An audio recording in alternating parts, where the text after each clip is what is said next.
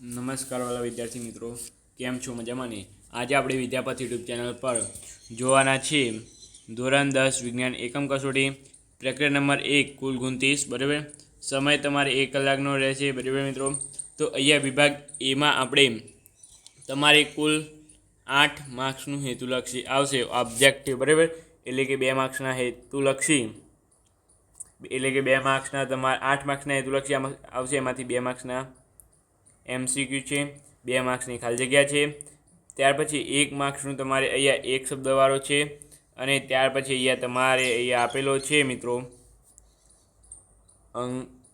એક માર્ક્સના જ આપેલા છે બંને, બરાબર, જોડકા. એટલે તમારે અહીંયા 8 માર્ક્સનું હેતુલક્ષી છે. અહીંયા પહેલો છે Fe2O3 + 2Al ગેઇંગ raise to Al2O3 + 2Fe ઉપર દર્શાવેલ પ્રક્રિયા એ શેનું ઉદાહરણ છે? તમારે અહીંયા 4 પ્રક્રિયાઓ આપેલી છે જે તમે સંપૂર્ણ રીતે અભ્યાસ કરી હશે ચેપ્ટર નંબર 1માં, બરાબર. પછી લેડ સલ્ફેટનું સૂત્ર શું છે મિત્રો, એ તમારે અહીંયા જોવાનું છે, લેડ સલ્ફેટનું સૂત્ર. ત્યાર પછી આરસ પહાડનું સૂત્ર ખાલી જગ્યા શ્વેત ફોટોગ્રાફીમાં ખાલી જગ્યાનો ઉપયોગ થાય છે. પછી ધાતુના સારણ અટકાવવા માટે કોઈપણ 2 ઉપયોગો જણાવવાના છે. લોખંડ માટે કાટનું સૂત્ર લખવાનું છે તમારે મિત્રો. લોખંડ માટેનું જે કાટનું સૂત્ર છે Fe3O3.10X H2 એવું કંઈ છે, તમારે એ લખવાનું રહેશે, બરાબર. ત્યાર પછી અહીંયા તમારે ચાંદીનો કલર કયો હોય, સારણના લીધે કાટનો રંગ અને ધાતુ, અને કોપર અને અહીંયા ચાંદી આપેલું છે. અહીંયા 3 કલર આપેલા છે, એમાંથી તમારે એક લખવાનું છે. ચાંદીના સામે 7માં A અને 7માં B 2 આપેલા છે, બંનેનો અડધો માર્ક્સ રહેશે, બરાબર. ત્યાર પછી ફેરસ સલ્ફેટનું વિઘટન અને સલ્ફ્યુરિક એસિડનું મંદન, બરાબર. આ શું છે તમારે અહીંયા 4 આપેલા છે, બરાબર. એમાંથી તમારે લખવાનું રહેશે, બરાબર, ઓપ્શન. ત્યાર પછી અહીંયા આપણે જોઈએ વિભાગ બીમાં તમારે મોસ્ટ IMP છે, બોર્ડની પરીક્ષામાં પૂછાયેલ પ્રશ્નો હશે મોટે ભાગે, બરાબર. તો અહીંયા તમારે 12 માર્ક્સનો વિભાગ રહેશે, એટલે કે 6 પ્રશ્નો અહીંયા તમને આપેલા છે, બરાબર. અહીંયા શું છે, પ્રકાશ સંશ્લેષણની ક્રિયાનું રાસાયણિક સમીકરણ લખો અને સમજાવવાનું રહેશે, બરાબર. સમીકરણ માત્ર એકલું નથી લખવાનું, પરંતુ એને સમજાવવાનું પણ રહેશે. ત્યાર પછી મિત્રો અહીંયા તમે જોઈ શકો છો તેલ અને ચરબીયુક્ત ખાદ્ય પદાર્થો સાથે નાઇટ્રોજન વાયુ ભરવામાં આવે છે, શા માટે? ખોરાપાનું અને સારણના જે તમારે ટોપિક છે આ ખોરાપાનું, એમાં તમારે આવશે, બરાબર. ત્યાર પછી જે એક ચળકતા કથ્થાઈ રંગના તત્વ Xને હવામાં ગરમ કરતાં તે કાળા રંગનું બને છે. તત્વ X તેમજ બનતા કાળા રંગના સંયોજનનું નામ આપો, બરાબર. આ પણ તમારે લખવાનું રહેશે, IMP છે, બરાબર. પહેલાં 6 આમાંથી બધા 6માંથી ગમે તે 3 તો તમારે પહેલાં 3 તો બોર્ડની પરીક્ષામાં પૂછાઈ ગયેલા છે, બરાબર.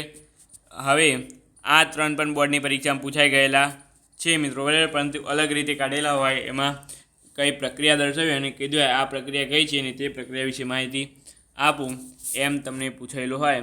તો અહીંયા તમારે છે તફાવત આપવાનો છે, ઉષ્મા શોષક પ્રક્રિયા અને ઉષ્માક્ષેપક પ્રક્રિયા. પછી સંયોગીકરણની પ્રક્રિયા એટલે શું, તેના 2 ઉદાહરણ આપવું ને સમજાવવાનું રહેશે તમારે. ત્યાર પછી ઉષ્માક્ષેપક અને ઉષ્મા શોષક પ્રક્રિયાનું એક ઉદાહરણ આપવાનું. અહીંયા મિત્રો આ પ્રશ્ન અને આ પ્રશ્ન એક જેવો જ છે, બરાબર મિત્રો. ખાલી અહીંયા તફાવત સ્વરૂપે પૂછેલો છે અને અહીંયા તમારે જે છે જવાબ ઉત્તર લખવાનો છે, એ રીતે પૂછાયેલો છે, બરાબર. તો અહીંયા આ ડાયરેક્ટ પૂછ્યું છે અને આ તફાવત સ્વરૂપે પૂછ્યું છે, બરાબર. છે તો એક જ બંને, આમાં જે લખો એ જ આમાં લખશો તો પણ તમને સાચું પડશે. ખાલી માત્ર તમારે એક ઉદાહરણ આમાં પણ આપવાનું રહેશે અને આમાં પણ આપવાનું તો રહેશે જ, બરાબર. એટલે આ બંને 12 અને 14 બંને એક જેવા જ છે, બરાબર મિત્રો. ત્યાર પછી છે સંયોગીકરણની પ્રક્રિયા એટલે શું, 2 ઉદાહરણ આપી સમજાવવાનું રહેશે. મોસ્ટ ઇમ્પોર્ટન્ટ છે મિત્રો, 3 માર્ક્સમાં પૂછાય છે, પરંતુ અહીંયા 2 માર્ક્સમાં આપેલું છે તમને, એટલા માટે તૈયાર કરી લેજો. વિભાગ C-માં મિત્રો IMP પ્રશ્નો છે. ખોરાપાનું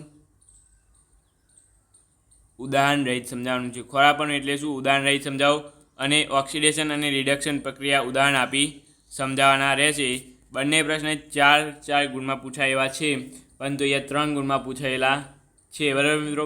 ખૂબ જ ઇમ્પોર્ટન્ટ છે. આ બંનેમાંથી એક તો પરીક્ષામાં હશે જ, અને એક પ્રયોગ તમને આપેલો છે અહીંયા, બરાબર મિત્રો, જે પેલો ખીલીવાળો છે, કોપર સલ્ફેટના દ્રાવણમાં ડુબાડેલ લોખંડની ખીલીનો પ્રયોગ સમજાવવાનો છે, બરાબર, વિસ્થાપન પ્રક્રિયા સમજાવો એ રીતે, બરાબર મિત્રો.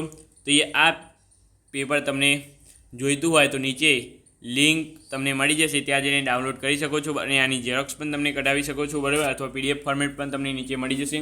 તો આ રીતે તમારે 30 ગુણની જે ચેપ્ટર નંબર 1માંથી છે એ ચેપ્ટર નંબર 1માંથી જ પૂછાશે, બરાબર. 30 ગુણનું બેઠું પેપર આવશે આમાંથી, અને ત્યાર પછી ચેપ્ટર નંબર 2ના પણ જલ્દીથી તમારે આવી જશે, એ પણ 30 ગુણનો ટેસ્ટ રહેશે, બરાબર. એટલા માટે મિત્રો વિડીયો ગમે હોય તો લાઇક છે અને સબસ્ક્રાઈબ કરવાનું ભૂલતા નહીં. આની PDF તમને નીચે મળી જશે, તો ત્યાંથી તમે ડાઉનલોડ કરી શકો છો. વિડીયો જોવા બદલ તમારો ખૂબ ખૂબ આભાર.